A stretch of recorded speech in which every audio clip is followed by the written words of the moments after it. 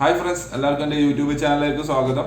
ഇന്നത്തെ video എപ്സന്റെ passbook പ്രിന്ററായ Epson PLQ20 എന്ന പ്രിന്ററിന്റെ unboxing first setup എല്ലാം ഉള്ള ഒരു വീഡിയോ ആണ് നിങ്ങൾക്ക് മുന്നിൽ പരിചയപ്പെടുത്തി തരുന്നത്. വീഡിയോ കാണുന്ന മുമ്പ് എൻ്റെ ചാനൽ ഒന്ന് സബ്സ്ക്രൈബ് ചെയ്യുക, ലൈക്കും കമന്റും ചെയ്യുക. നമുക്ക് ആ വീഡിയോ ഒന്ന് കാണാം.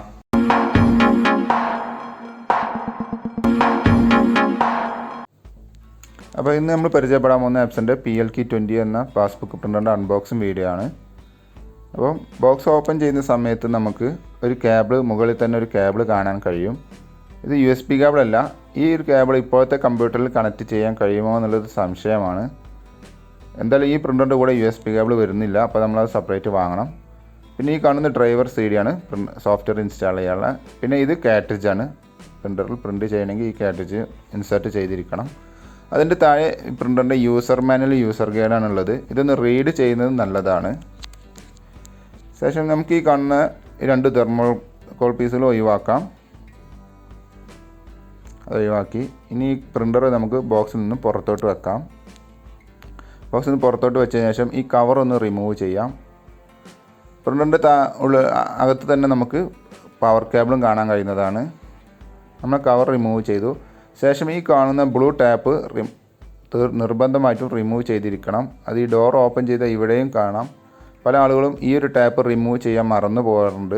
ഈ ലിവർ ജസ്റ്റ് ഒന്ന് മുകളിലോട്ട് പൊന്തിച്ച് കഴിഞ്ഞാൽ ആ ക്യാരേജ് സെറ്റ് മുകളിലോട്ട് വരും. അങ്ങനെ ആ ടാപ്പ് റിമൂവ് ചെയ്യാം.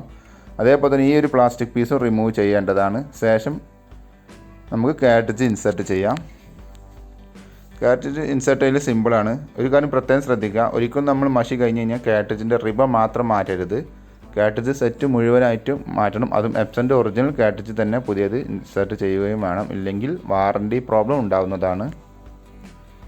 ഇപ്പോൾ കാട്രിഡ്ജ് ഇൻസേർട്ട് ചെയ്യൽ വളരെ സിമ്പിളാണ്. ഇതേപോലെ അതിന് രണ്ട് ലോക്ക് ഉണ്ടാവും, കണ്ടില്ലേ? രണ്ട് സൈഡിലും ഒരു ലോക്ക് ഉണ്ടാവും. ആ ലോക്കിലേക്ക് ഒന്ന് ഇറക്കി വെക്കുക. കണ്ടോ, ഈ ലോക്ക് കണ്ടില്ലേ? ഈ സൈഡിലും അതേപോലെ ലോക്ക് ഉണ്ടാവും. അതിലേക്ക് ഒന്ന് ഇറക്കി വെക്കുക. ശേഷം ഒന്ന് ജസ്റ്റ് ഒന്ന് പ്രസ് ചെയ്ത് കഴിഞ്ഞാൽ അതവിടെ ലോക്കാവും. ഇനി നമുക്ക് ഈ ഒരു ഹെഡുമേ ഈ ഒരു ക്ലിപ്പ് ലോക്ക് ചെയ്യണം.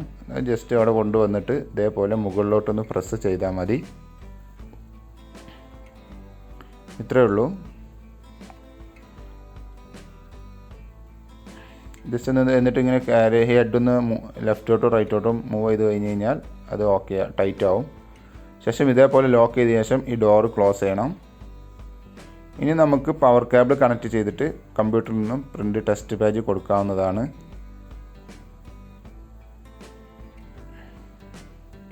പവർ കേബിൾ ബാക്കിലാണ് കൊടുക്കുന്നത്. അതേപോലെ തന്നെ ബാക്കിൽ സൈഡിൽ തന്നെ നമുക്ക് കണക്ട് ചെയ്യാനുള്ള USB കേബിൾ എല്ലാം ഉള്ളത് ബാക്കിലാണ്.